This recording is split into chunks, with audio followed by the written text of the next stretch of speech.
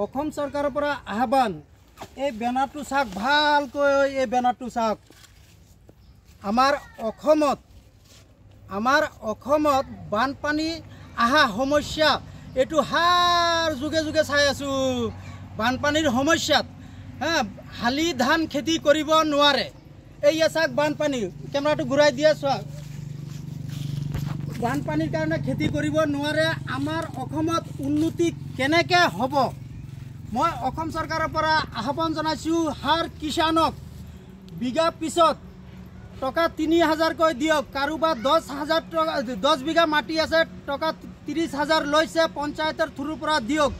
হি টকাটো লৈ লৰা ছোৱালী বড় ধান কৰি পেলাই লৰা ছোৱালী লৈ পুতিপল কৰক চৰকাৰৰ কোনো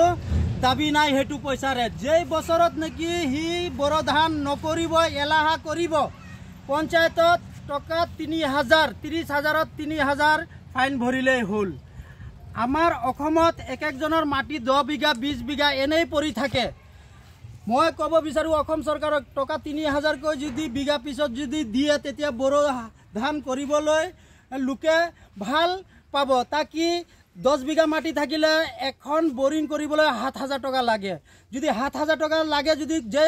মানুটোৰ চাকৰি আছে 10 বিঘা মাটি আছে সেই মাটিটো পেলাই থৈছে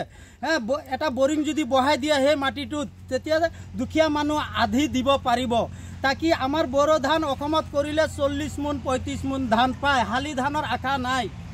আমাৰ অসমত উন্নতি হোৱা চাক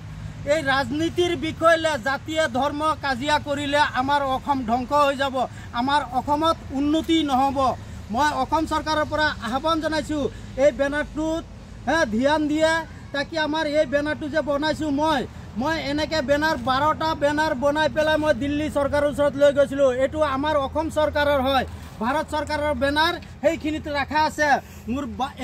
কি কয় 11টা বেনাৰ তাত থোৱা আছে ভাৰত চৰকাৰৰ এটো হল আমাৰ অসম চৰকাৰৰ কাৰণে আমাৰ অসমত কেনেকৈ উন্নয়ন হ'ব